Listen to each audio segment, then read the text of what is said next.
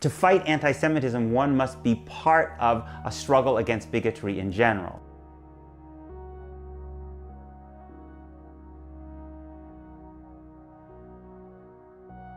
For most of my adult life, I have been a political Zionist, meaning I believe in the idea of a Jewish state, a state that has special obligations to Jews. But I was a liberal political Zionist in the sense that I did not want that state to hold millions of Palestinians who lacked basic rights. So, like many other people, I thought that the answer could be a Jewish state alongside a Palestinian state. I came to the conclusion more recently that that vision is no longer tenable. Israel has made its control over the West Bank permanent, essentially, and that this vision of partition doesn't really reckon with some of the most fundamental issues in the conflict, one of which is the right of Palestinian refugees to return to their homes, many of which are inside Israel proper, and also the right of Palestinian citizens in Israel, who represent 20% of the population, to be equal. You start to see some significant American Jewish criticism of Israeli behavior, first during the Lebanon War in the early 1980s, and then during the First Intifada in the late 1980s. People saying Israel's really on the wrong path here, but they're certainly not questioning the idea of Israel as a Jewish state. I think what you start to see later is a younger generation of American Jews for whom the notion of Israel as always in existential danger doesn't comport as much with their own experience. Their experiences of seeing Israel as a kind of regional superpower and seeing Israel controlling millions of Palestinians who lack basic rights. And so for this younger generation, I think there's a struggle to kind of try to make sense of the fact that many of them think of being Jewish as being connected to movements for social justice. They're very proud of the American Jewish role in the civil rights movement, for instance, and also think about Judaism as a culture of inquiry and questioning, and yet they feel often that on the question of Israel, these values aren't actually represented.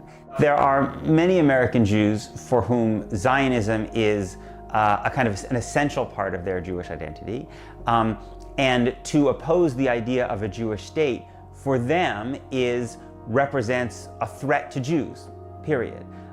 So there are many American Jews who would take the view that anti-Zionism is anti-Semitism. It's not my view.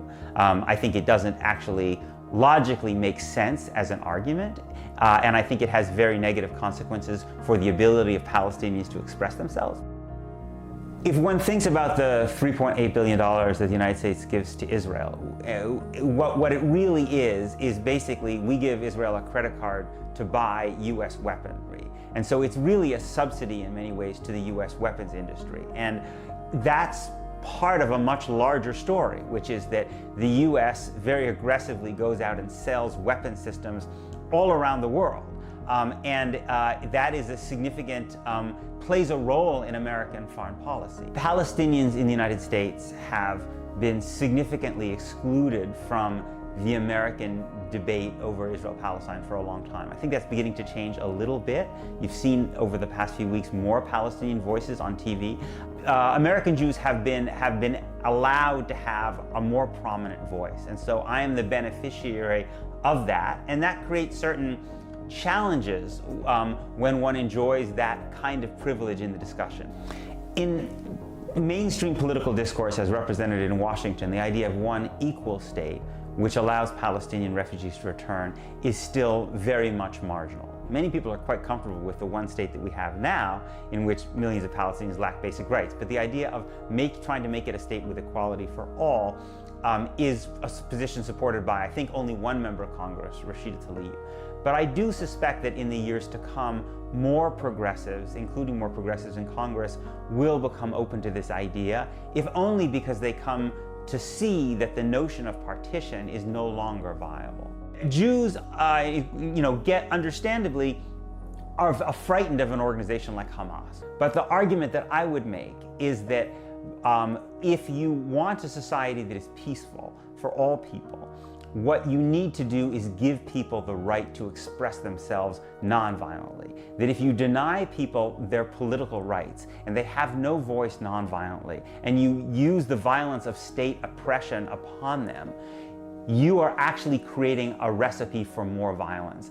And that ultimately freedom and equality for all people doesn't solve all problems by any means, but it is more likely to create a society that's stable and peaceful for all people.